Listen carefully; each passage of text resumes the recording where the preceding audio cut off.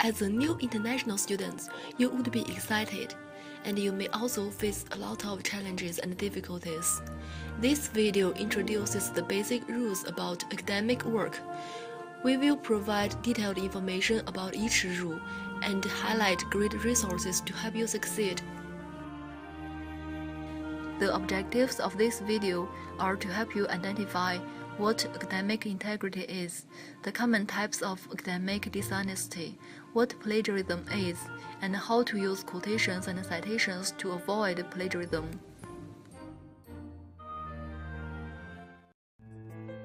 Maha! Hi Milosh, how are you? Hi Maha. I'm great. How about you? You have just started your study in the United States. How do you feel? Have you gotten used to it? It has been great. Everything is new to me. I'm very excited. Great. How were your classes? They are okay, but because they were the first classes, all the professors just talked about the syllabus. Oh yeah, it's the first thing professors do in the first class. But strangely, all of the professors spent a lot of time talking about academic dishonesty. It looked like a very serious issue.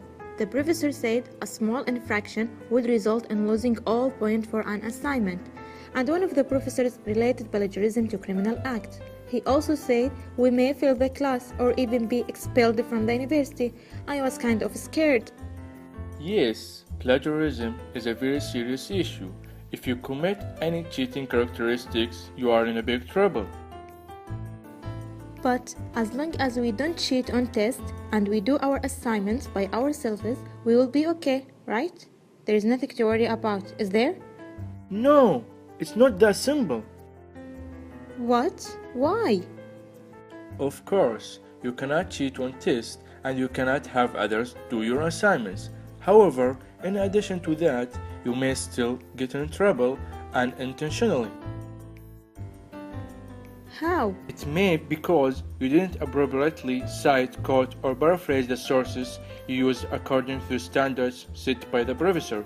There may be other situations that you get into trouble with academic dishonesty.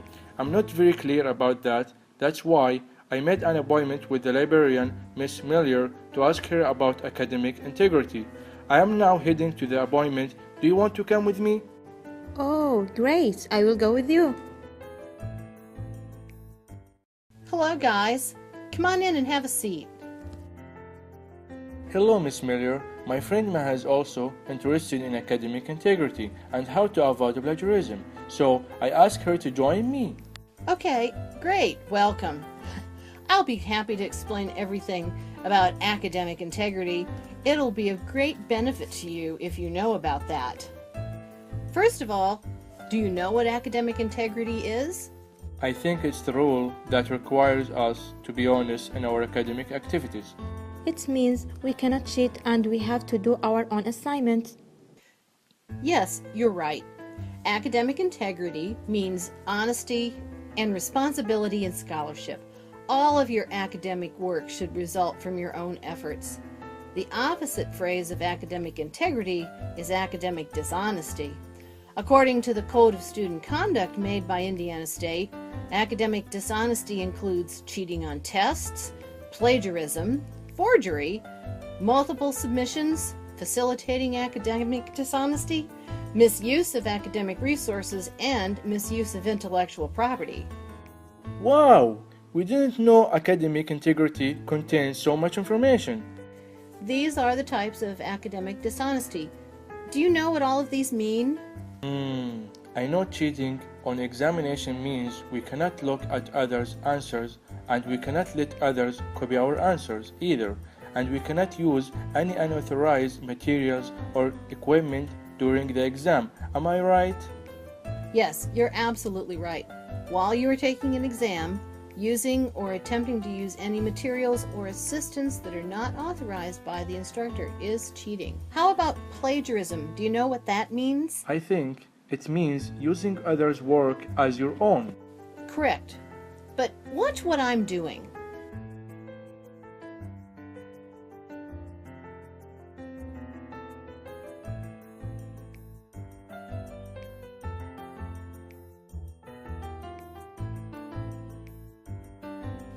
See, this is stealing.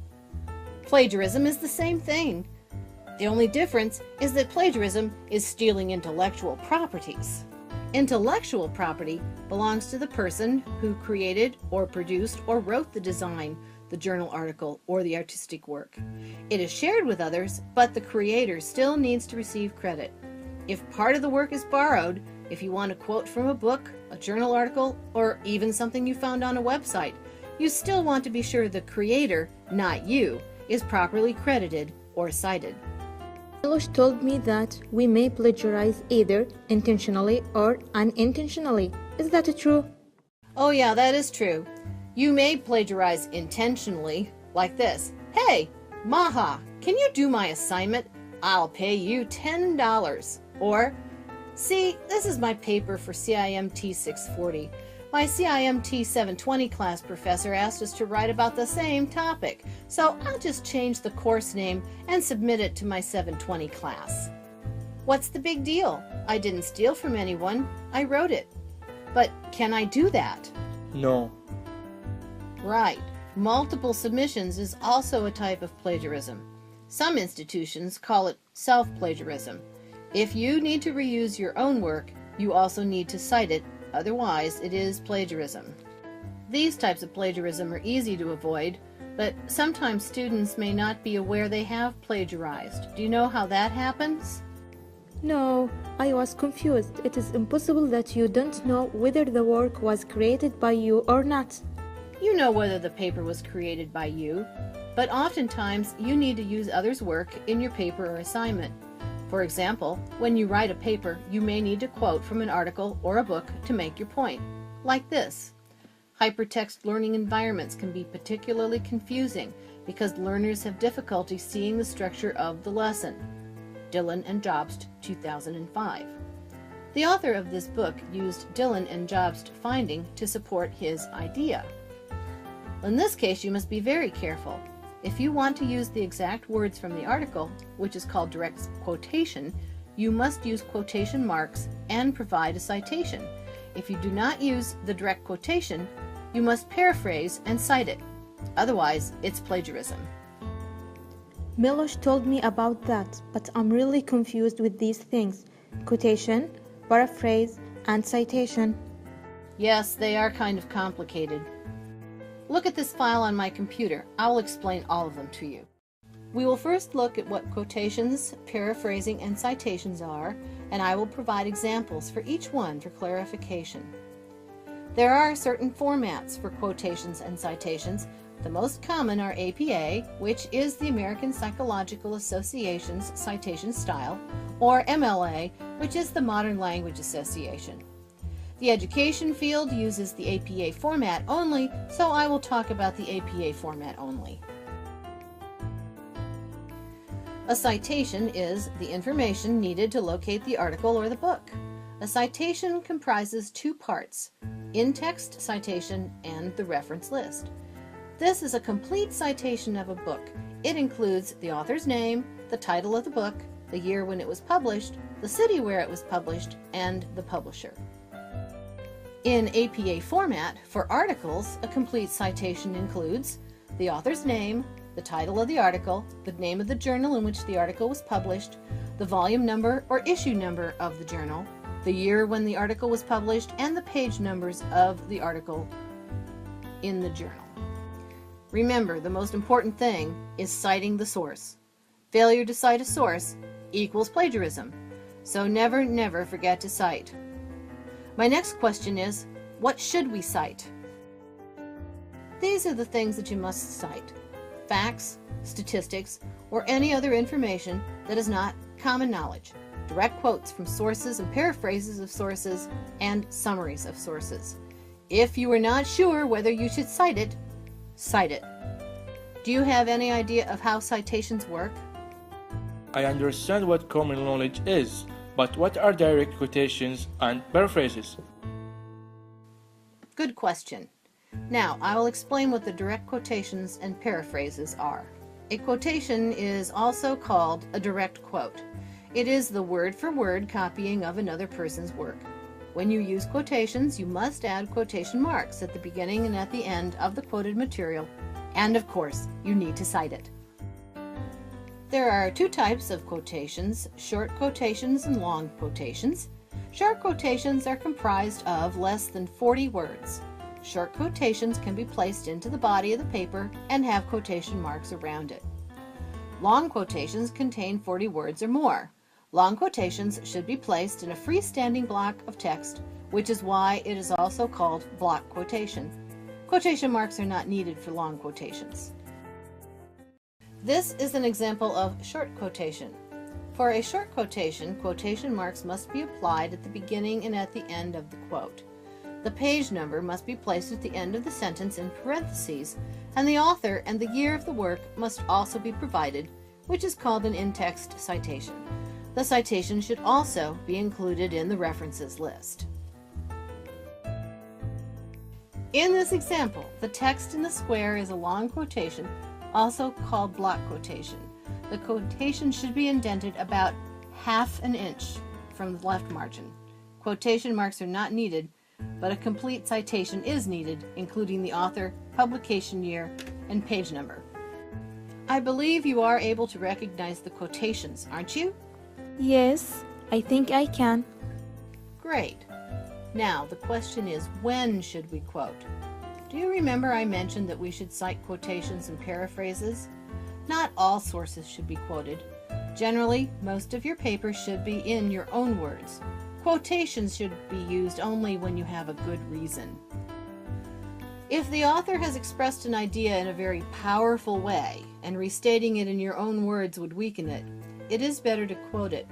You can also use quotations to present a position or argument if you want to critique or comment on it. Now, let's talk about paraphrases and show some examples of it. What is paraphrasing? Paraphrasing is not a word-for-word copy of the original source. It is a restatement of the author's words in your own words. Here are some tips of paraphrasing. To paraphrase, first you need to read the passage several times to fully understand it. Then put it aside and restate it in your own words and sentence structure. Consider using statements that credit the source, such as according to, based on someone's research. When paraphrasing, you must be careful not to distort the original meaning of the source. And you cannot make just minor changes, such as changing a few words, inverting sentence order, or combining sentences. If you do that, even though you give credit to the author, it is still plagiarism because there is nothing to indicate that the source author created the style and phrasing and not you. Again, never forget the citation. You have to tell the readers where the idea originated. It is always good to use information from experts to support your own idea or opinion, but you cannot use too many quotes or paraphrases in your paper. Generally, the quoted and paraphrased information should not be over 20% in a paper. We have a plagiarism prevention program called Turn It In at Indiana State. Some professors will ask students to submit their assignments to Turn It In to help students learn how to avoid plagiarism and improve writing. This program can check student papers, reports, or any other documents for unoriginal content.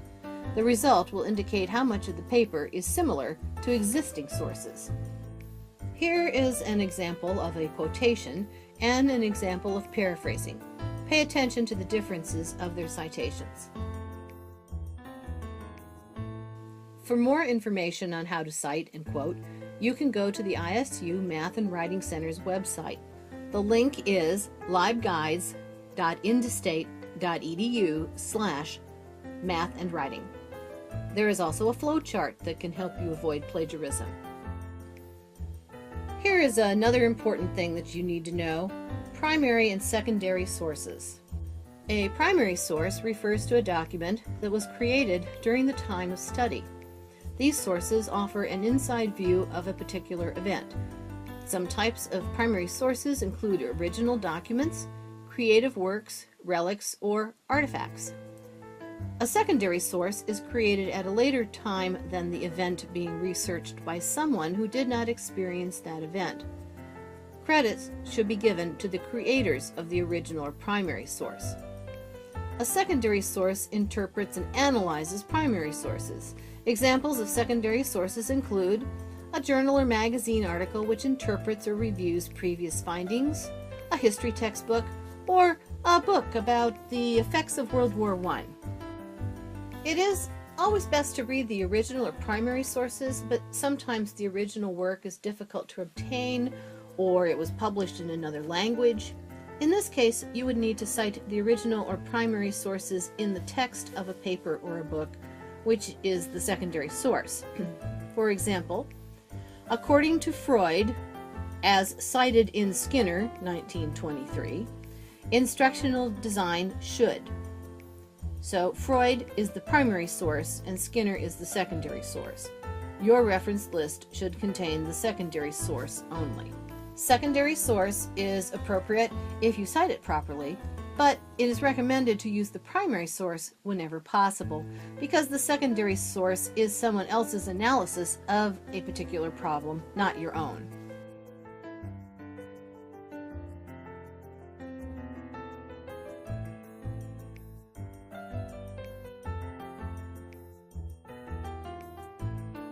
Now you know that we cannot use sources without giving the authors credit. Speaking of sources, we have been talking about written work, such as articles or books, but in addition to the written work, misuse of any other intellectual properties, such as images, music, or trademarks, is also illegal and prohibited at Indiana State University. If you need to use an image in your assignment or project, you must give credit to the image owner, which means you must cite the image. Or another example, this probably is a common issue among students. Student A asks Student B, "Hey, I just bought a great song, do you want it? I can send it to you so you can have a copy for free." What Student A is doing is illegal. The music you bought is only for you to listen to, and you are not allowed to give it to other people or use it commercially. Falsification and forgery is another important type of academic dishonesty. According to the Code of Student Conduct at Indiana State, falsification is the intentional invention and unauthorized alteration of any information in a study, research, or lab experiment. Forgery is the imitating or counterfeiting of images, documents, signatures, and the like. Students cannot change or destroy others' work, and fabricated or forged information cannot be used in any research report, paper, or any other academic exercises. All right, you have learned about academic integrity. Now I'll give you some resources about academic integrity in case you need it in the future. Here's the link for the academic integrity of Indiana State. It's www.instate.edu/academic integrity. You should be able to find anything you need in this link, and you're welcome to ask me anytime if you have questions. Thank you very much, Miss Miller. You're welcome. Do you understand how to avoid the plagiarism? Yes, I think so. Thank you, Milosh.